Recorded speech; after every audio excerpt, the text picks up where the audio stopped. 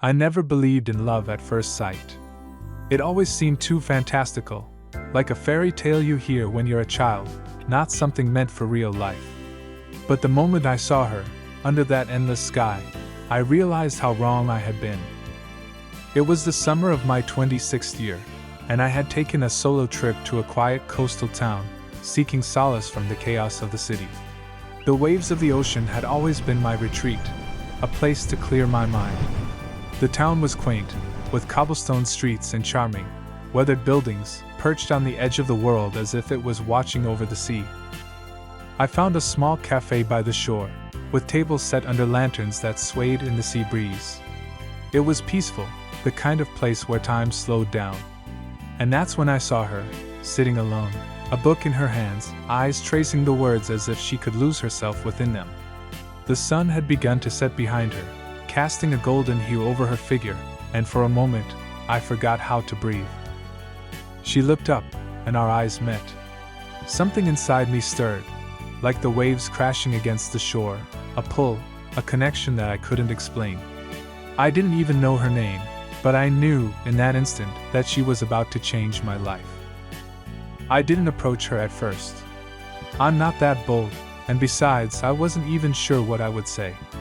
But fate is funny sometimes, and the next morning, as I stood on the beach watching the sunrise, there she was again, this time closer, standing by the water, her feet buried in the sand. I don't know what pushed me, maybe the warmth of the sun, or maybe something more, but I walked over, my heart hammering in my chest. "Beautiful, isn't it?" I asked, my voice shaky. She turned to me, her eyes reflecting the colors of the dawn, and smiled.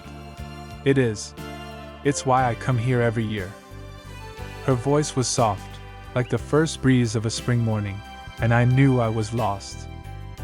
We talked, standing there on the shore, as the world around us faded. Her name was Lila. She was a writer, escaping to the coast to find inspiration.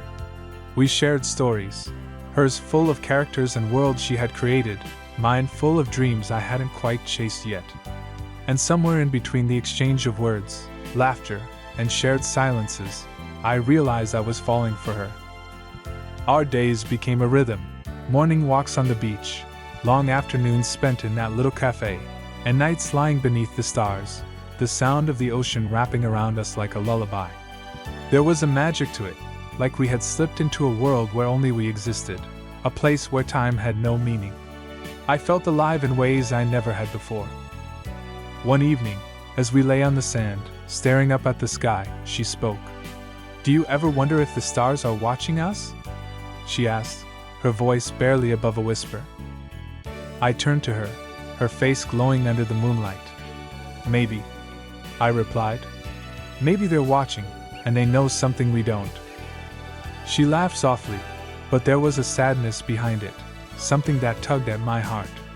"If only life were as simple as this moment," she said, her eyes tracing constellations above. I didn't ask what she meant. I didn't want to. Because I knew deep down that this wasn't forever. People like her, they're like comets, brilliant and beautiful, but always passing through. I tried not to think about it, tried to hold on to every second, every smile, every laugh. But time, as it always does, caught up with us. The end of summer was near, and with it, our time together. I remember the night she told me she had to leave. We were sitting at the edge of the water, the tide brushing against our toes. "I have to go back," she said quietly. I didn't ask why. I didn't beg her to stay, even though every part of me wanted to. "When?" was all I could manage. "Tomorrow," she replied. The word hit me like a wave, cold and unforgiving. Tomorrow. So soon. I had imagined we had more time, that somehow we would be the exception to the rule. But life doesn't work that way, does it? We spent that night in silence, wrapped in each other's arms, the stars our only witnesses. When the morning came, she was gone before I could say goodbye. I stood by the water for hours, waiting, hoping that she would come back. But she didn't. I never saw her again. For a while, I tried to convince myself that it was just a summer fling, something fleeting and beautiful but meant to end. But the truth was, Lila had left a mark on me, one that I couldn't erase. I still go to that beach sometimes, and I wonder if she ever thinks of me, if she ever looks up at the stars and remembers the nights we spent beneath them. I wonder if she's found what she was looking for, and I wonder if, wherever she is, she knows that she'll always be the one.